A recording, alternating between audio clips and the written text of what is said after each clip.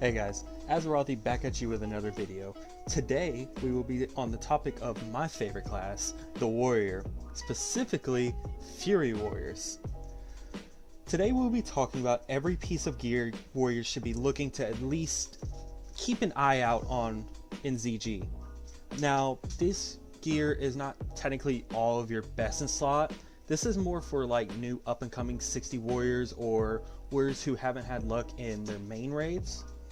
Because ZG is a 20-man raid, which was meant for lots of catch-up gear. And I'm just going to give you some insight on some pieces that you may not have even thought of that are amazing for you and can hold a space in that slot until you get that big drop. Now, that's enough talking. Let's go ahead and dive right on into the loot and get started with the video. With our first option, we will be looking at the Seal of the GURUBASHI Berserker. This ring will give you 13 stem and a 40 attack power bonus. This ring is perfect for any melee DPS that just hits 60, with it being better than rings like Tarnished Elven Ring or Painweaver Band. Definitely roll if you see this drop. I did to hold a slot that I was still being taken up by Painweaver Band. This thing is amazing. I've already replaced it in BWL, but hey, it still held me for quite a while. Moving on to the second item on our list, we have the Eye of HAKKAR. This epic neck actually sims above the Onyxia neck about 3 DPS with my current gear set. It has a massive AP bonus and 1% crit. This neck is perfect for anyone that is looking to offload hit at this point, which a lot of Fury Warriors are way above the 6% hit checkpoint, so there's really no reason why you shouldn't be looking to at least take a look at this neck. I mean, it's worth a look. And your only competition is really going to be other Fury Warriors and maybe Hunters or something. But then again, Hunters usually like the Oni neck because of the hit, ironically enough. But yeah, this thing is amazing and I would definitely take a look at it. I'm actually wearing it right now as my main neck, so it definitely gets my stamp of approval on it. Now, our third option is a kind of interesting because it's 2 items in one. More specifically, it's a set. The set we're talking about is the HAKKARI Warblades. Now, generally guilds who loot council ZG loot, even though it's kind of dumb to loot council ZG loot, but hey, whatever. Hunters will get the main hand, rogues will get the offhand. It's their biz. It's kind of weird. I don't know too much about rogues, to be honest, so I don't want to speak more on it. But the set together gives +6 to swords. And if you know anything about weapon skill, you know how huge that can be. It lowers your hit by 3% that you need, because now that you're over the 305 weapon skill, you're only need 6% hit as to where you needed 9% hit when you're at 300 weapon skill. So you can see that these swords could be amazing for off specs. Off races, I mean meme races, or some people would call it, meaning anything that's not a human or an orc. So this could get rid of your Edgemasters fund. This could get rid of you wearing a Mugger's belt and Age Core Leather's Ghost. I'm not going to say it's better, but it's definitely looking for an option.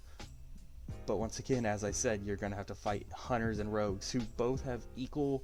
This was one of the few things where I would say Hunters have the right to roll on the main hand just because it is best for them until Kel'Thuzad, I believe. But yeah. And even if you can't afford Edgemasters, these are a great option. And if there's one thing I can tell you to look at, go look at videos explaining weapon skill and how big it is for Warriors and Rogues. The difference it can make is insane. I might even make a video about it here soon one day, but I don't know.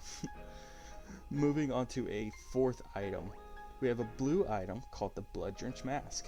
Now, before I say anything else, I just want to say I'll never really truly recommend any headpiece besides Lionheart Helm. That's just an item you shouldn't be cheaping out on anytime. You should go and get together the 12 Arcanite for Lionheart Helm. It is your bis until forever. You never take it off in all of Classic. There's no reason you shouldn't have it. But say if you're like in the middle of farming mats for it or such, this can be a decent placeholder. This thing gives 2% hit and 22 agi, which translate into just a hair above 1% crit for warriors, which is amazing. So it's kind of like a mini Lionheart Helm. but you need to go get your Lionheart helm. I'm serious. Get back to farming. Jokes aside, this thing is great. Should go to Feral Druids first, but hey, once again, who's loot counseling ZG loot? If you are, got you, man, ease up.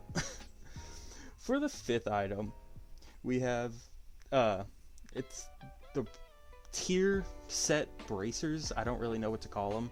They're the Zandalar bris pieces. These things are great. They give you 13 agi, 13 strength, and 13 stam, and they're plate. So they sim a little bit lower than your wrist guards of stability that you get out of MC, but it's kind of worth it because you get the extra stam and their plate, like I said. So it's a little bit of a trade-off. Survivability, extra DPS.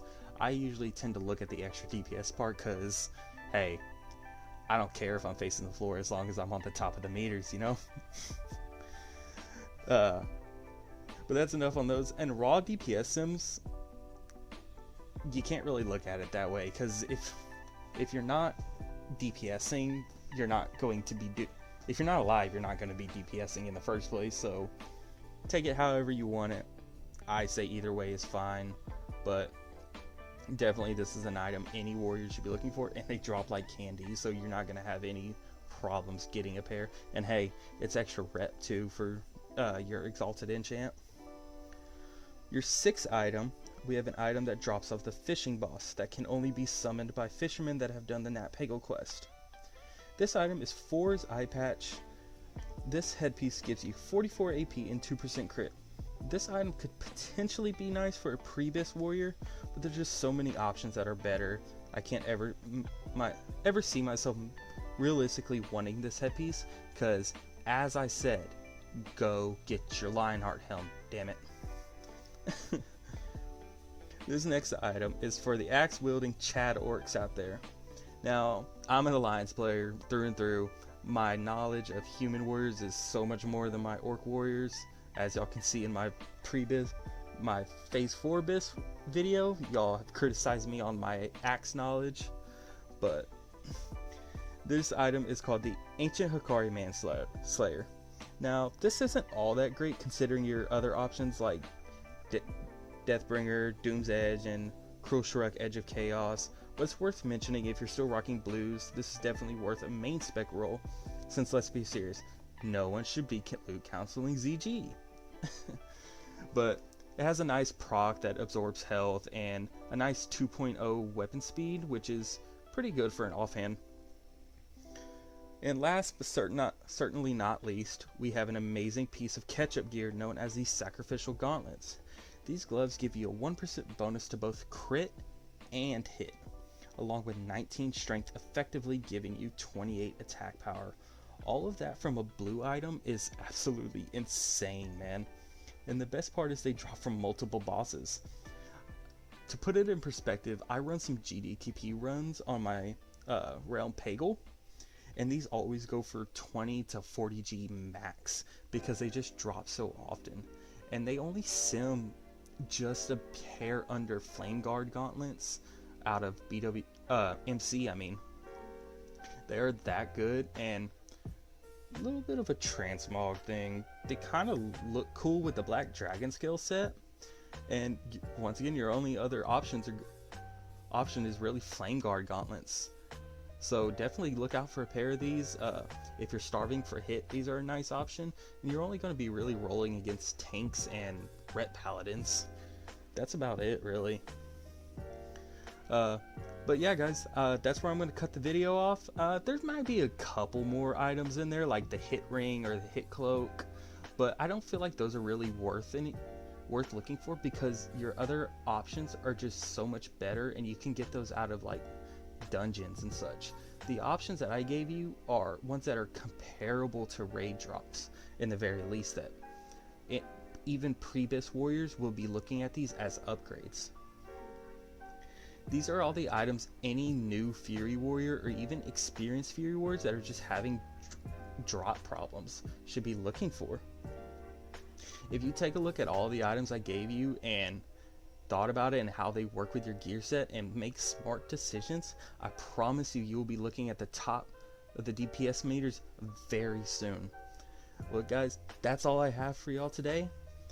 Catch y'all in a new video here soon. I'm currently working on more content. I'm sorry there was a little bit of a dry spell, but be sure to like, subscribe, and leave me a comment telling me what I did wrong and how much you liked my video.